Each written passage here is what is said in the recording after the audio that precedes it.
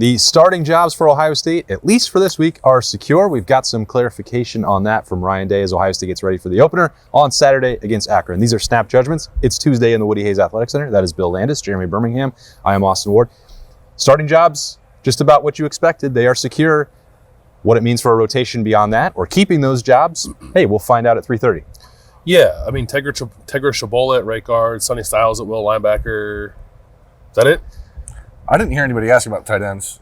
Did not get clarification on that, but it did sound like on Thursday that Ryan Day had already said Will Kazmarek was going to be in line to start there, although multiple tight ends are going to play. Yep. But those were the ones that we went into camp saying, going to name anybody definitively, and on Thursday, the last time we talked to Ryan Day, he did not, although he had said at that point that Sonny Styles was separating himself. He will start at will, and the first opportunity is going to go, as Bill's mentioned, at right guard to Tegra Shabola, but that a lot of offensive linemen are going to play in this game. One thing I probably should have asked, I wanted to ask, and I didn't because I didn't want to ask three questions, because why wouldn't anyone ask three questions? Especially when you're told to ask just one. Yeah.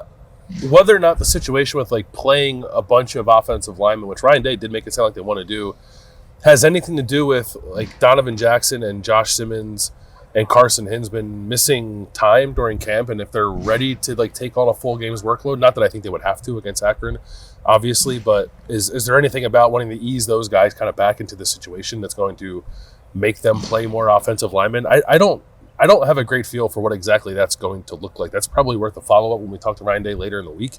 Because I don't know if that's play a bunch of guys everywhere, if that's play a bunch of guys at guard, because Donovan Jackson, we heard, was maybe like a little banged up, but has practice, and obviously Tegra Shabola and Carson Hinsman were battling for a job, so maybe that's all he meant, or unless we're going to see like Austin Sarahville play some tackle. I don't know. I need a little more clarity on what that means, but seems like there's going to be more than 5 offensive linemen are going to play as a plan against Akron.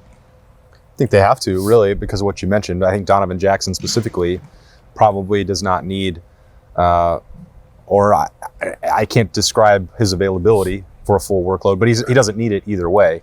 And we're not going to find out about an injury because the season is here. Yeah, I mean, I don't think there's any surprise to anything Ryan Day said. I don't think that they'll be surprised if they play 7 or 8 or even 9 guys on the offensive line on Saturday. I think they'll probably try to play 10 or 11, to be honest.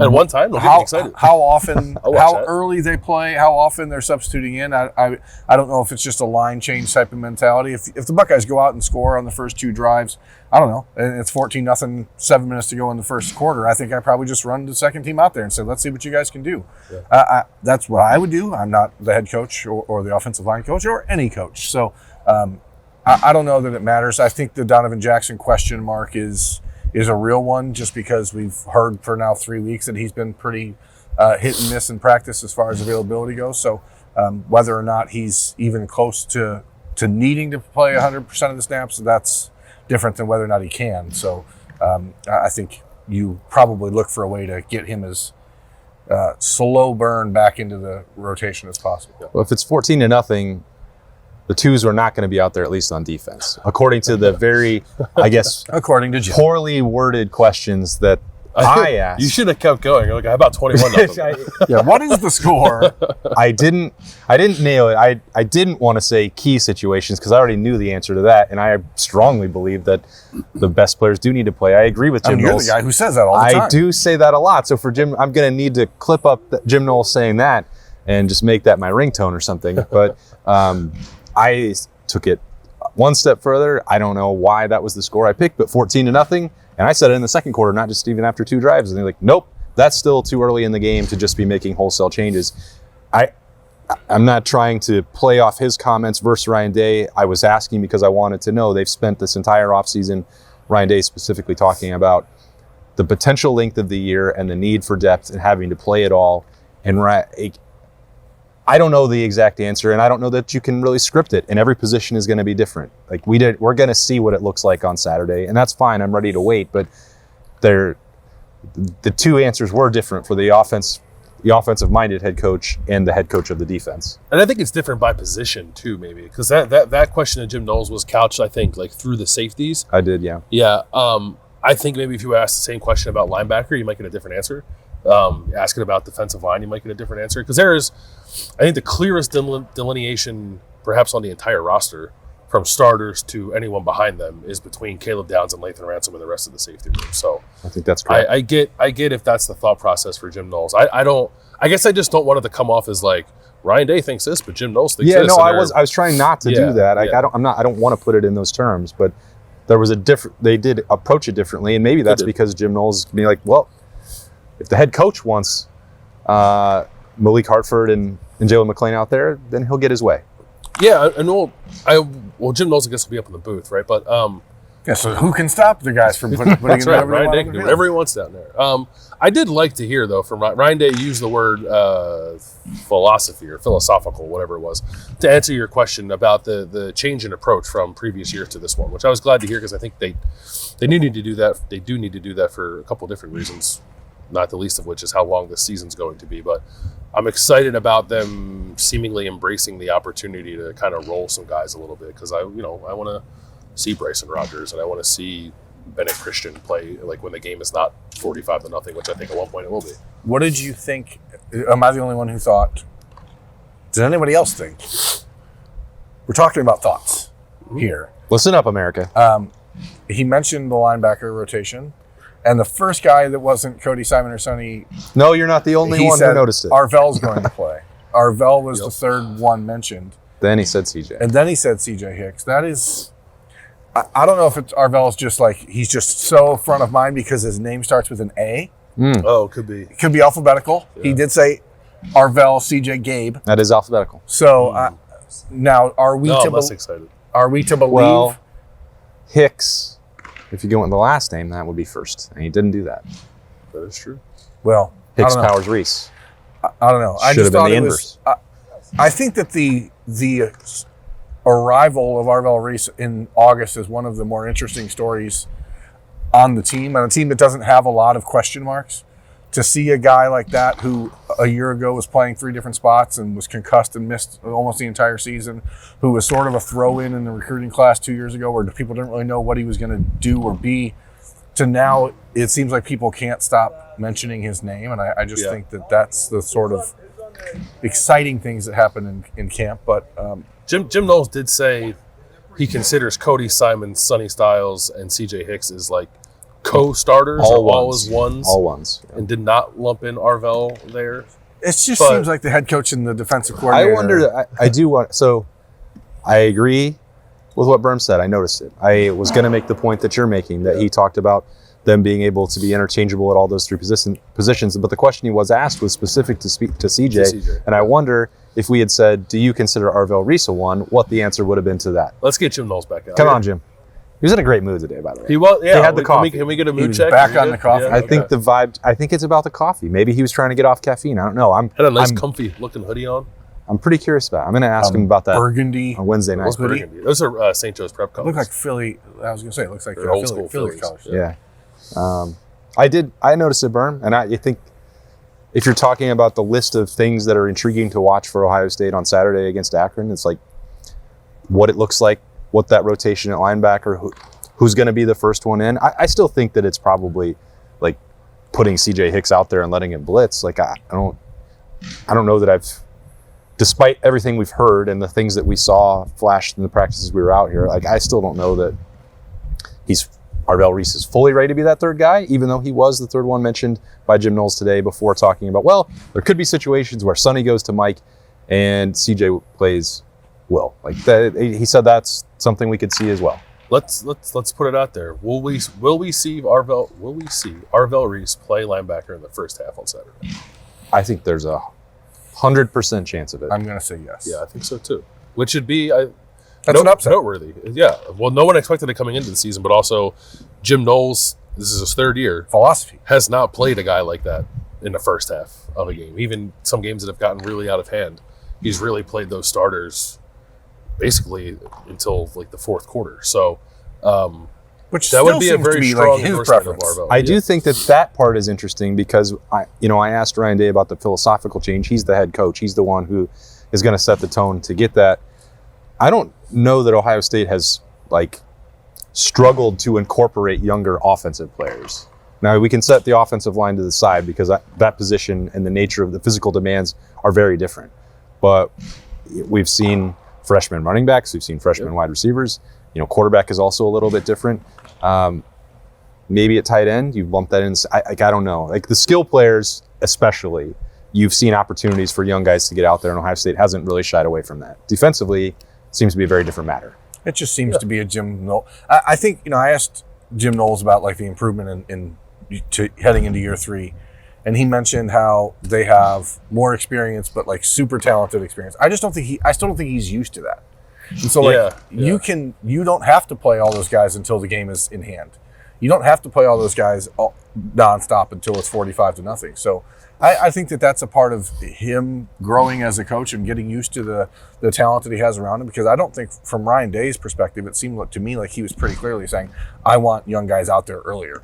And which makes sense. Ryan Day is like the head recruiter of this football team. And so if you're out there talking to players around the country and you're saying, hey, you're going to come to Ohio State and you're going to play, it's not hard for other teams around the country to be like, no, they don't. They don't play those guys on defense. And he has to spearhead that movement. So, with James Laurinaitis and his talking point all offseason, if you're good enough, you're going to play. I think Jim Knowles may be having a little bit of that removed from his purview and his responsibility. I think maybe the conversation isn't as important with him because he's not the one making that call at safety or linebacker or defensive line anymore. Yeah, I think you're right. I think Jim Knowles is, I don't know. At least not heading into week 1. If those guys stink, then all of a sudden. Yeah. No, I'm not. I don't think this may be what we're talking about, but like I'm not like fearful of them not playing enough guys on defense. I think they will, because the guys running the units will do that, and Jim Knowles will be up in the booth making the calls. Chip Kelly is also going to be in the booth. Yeah. Would you have guessed that? I don't know that I would have guessed it. Seemed like a month ago, Ohio State was making preparations as if he was going to be on the field. Mm-hmm. And that didn't make a ton of sense to me. I think, especially with the communication in the headset, yes. I feel like I kind of hate the way that they call it this, but like the sterile environment, which if you've ever been in a coaching box, it ain't sterile, folks. It's not very sterile. It ain't no hospital. Those farts are sterile. Are they? Or cans they look like Coke, but it's not Coke. Little chawl. Yeah. Probably a couple Zins now. That's right. Kids like the Zins. The Zins, yeah. I don't know. Maybe we'll have to see what Chip Kelly likes in there in his sterile environment. Yeah. But in terms of eliminating noise, distraction, focusing on the task at hand, I just assume that's where Chip Kelly would wind up being, especially with headset communication. I think it makes sense. I was a little maybe more surprised to hear that he and Billy Fessler both will be in the booth. So you got Riley Larkin. Riley Larkin, I guess, is kind of like the third quarterbacks coach. He'll be down on the field. But the fourth quarterbacks coach is also going to be down. Yeah, and Ryan Day will be down there too. But we'll see how much Ryan Day gets involved with the sideline discussion with the quarterbacks. I like Chip being up there. It'll be Chip and Tim Drevno, the offensive line quality control assistant, I think is his official title. Billy Fessler and Tony Johnson, Larry Johnson's son, who's with the running backs. That is the offensive brain trust in the coach's booth, which is pretty good. But probably it's obviously Chip, right? But Chip being in there compared to kind of what they had up there last year, which is no offense, it just wasn't a whole lot of experience up there. I think this will be much better. I don't think Chip wants to be up there. I think for the good of what they're trying to accomplish. Dogs. There are hot dogs. And fountain soda. Not all good, you can drink. Not good hot dogs, and sometimes the fountain soda is broke. I'm not here to complain about it. But Ohio State, you used to be really good at this, and I don't know what happened to you. You got complacent. Budget cuts. Got to pay the football players. Well, the same food is already in the AD suite. But budget cuts. Just blame it on budget cuts. Always blame it on budget cuts. Got it. Bottom line is, I don't think that's what Chip Kelly really is built for, but I like it quite a bit because, I've made it a point in the last 2 years to harp on when Kevin Wilson left, when you lose that veteran voice up in the sky, I think it is huge for Ohio State to have him up there. Probably required a push from Ryan Day to say, sorry, man, this is what has to happen. Only one head coach on the sideline, and it's me. Yeah. You're out of here, buddy. You're not going to be the head coach here until next year. Whoa. Come on. Had to do it. It's not a... Shout out Desmond. Some people... By the way... Some people can't pick up the sarcasm. What an asinine comment to make. It's about as dumb a thing as I've Well, there heard is a lot of pressure on Brian Day, so... Oh. Brian Day's the pregame DJ? That dude... I don't know. That's what Des said. Dude slaps. Yeah. Desmond... Good job, buddy. Come fire off your hot take and get Ohio State's head coach's name right. That's really good stuff there. Why does he still get a microphone? Does anyone know? I don't know. What else? What else do we hear today that was catching your attention? Great question.